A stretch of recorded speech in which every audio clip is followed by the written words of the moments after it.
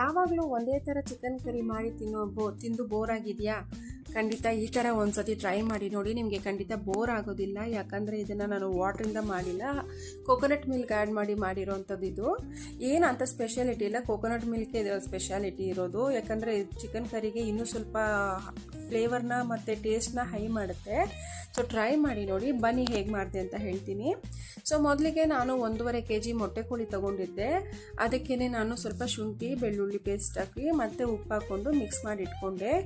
ನಂತರ ಅದಕ್ಕೇ ನಾನು ಚಿಕನ್ ಮಸಾಲೆ ಮತ್ತು ಗರಂ ಮಸಾಲೆ, ಕಾಶ್ಮೀರಿ ಚಿಲ್ಲಿ ಪೌಡರು, ಹಳದಿ, ಅಚ್ಕಾರದ ಪುಡಿ ಮತ್ತು ಧನಿಯಾ ಪುಡಿ ಇದನ್ನೆಲ್ಲ ಚೆನ್ನಾಗಿ ಅದಕ್ಕೆಲ್ಲ ಹಾಕಿ ಮತ್ತು ಅದನ್ನೆಲ್ಲ ಆ ಮಸಾಲೆಯಲ್ಲೇ ಚಿಕನ್ ಎಲ್ಲ ಚೆನ್ನಾಗಿ ಬೇಯೋ ಥರ ನಾವು ಇಡಬೇಕು.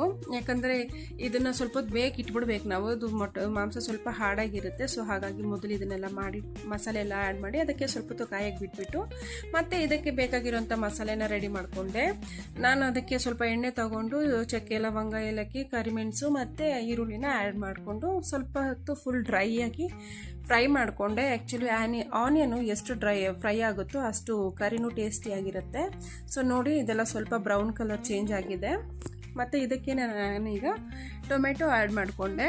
ನೀವು ಎಷ್ಟು ಕ್ವಾಂಟಿಟಿ ತೊಗೊಂಡಿರ್ತೀರ ಚಿಕನು ಅದರ ಅನುಸಾರವಾಗಿ ನೀವು ತೊಗೊಳ್ಳಿ ಟೊಮೆಟೊ ಮತ್ತು ಈ ಮಸಾಲೆ ಎಲ್ಲ. ಸೊ ಅದಕ್ಕೆ ನಾನು ಸ್ವಲ್ಪ ಗಸಗಸೆ ಎಲ್ಲ ಆ್ಯಡ್ ಮಾಡಿಕೊಂಡು ಸ್ವಲ್ಪ ಚೆನ್ನಾಗಿ ಮಿಕ್ಸ್ ಮಾಡಿ ಅದನ್ನು ನಾನು ಮಿಕ್ಸಿ ಜಾರಿಗೆ ತಗೊಂಡೆ. ಮತ್ತು ಅದಕ್ಕೇ ನಾವು ಕೊತ್ತಂಬರಿ ಸೊಪ್ಪು ಮತ್ತು ಪುದೀನ ಇದ್ದಲ್ಲಿ ನೀವು ಆ್ಯಡ್ ಮಾಡ್ಕೋಬೋದು. ಸೊ ನಾನು ಕೊತ್ತಂಬರಿ ಸೊಪ್ಪನ್ನ ಆ್ಯಡ್ ಮಾಡಿಕೊಂಡು ನಾನು ಮಸಾಲೆ ಮಾಡಿಕೊಂಡೆ. ಸೊ ಅದನ್ನು ನಾನು ಆಗಲೇ ಬೇಕಿಟ್ಟಿರೋಂಥ ಚಿಕನ್ಗೆ ಆ್ಯಡ್ ಮಾಡಿಕೊಂಡು ಇದರಲ್ಲೇ ಸ್ವಲ್ಪ ಹೊತ್ತು ಈ ಮಸಾಲೆನೂ ಚಿಕನ್ಗೆಲ್ಲ ಚೆನ್ನಾಗಿ ಹಿಡಿಯೋ ತನಕ ನಾನು ಈ ಮಸಾಲೆ ಎಲ್ಲ ಬೇಯಿಸ್ಕೊಂಡೆ ಚಿಕನ್ನ. ನಂತರ ನಾನಿವಾಗ ಮಿಕ್ಸಿ ಜಾರ್ನ ಎಷ್ಟು ಮಸಾಲೆ ನಾವು ತೊಳ್ಕೊಂಡಿದ್ನೋ ಅಷ್ಟು ಮಾತ್ರನೇ ನಾನು ನೀರು ಆ್ಯಡ್ ಮಾಡಿದ್ದು, ಆಮೇಲೆ ನಾನು ನೀರು ಆ್ಯಡ್ ಮಾಡಲಿಲ್ಲ. ನಂತರ ನಾನು 2 ತೆಂಗಿನಕಾಯಿ ತೊಗೊಂಡಿದ್ದೆ. ಸೊ 2 ತೆಂಗಿನಕಾಯಿ ಹಾಲಿದ್ದು ಆ್ಯಕ್ಚುಲಿ.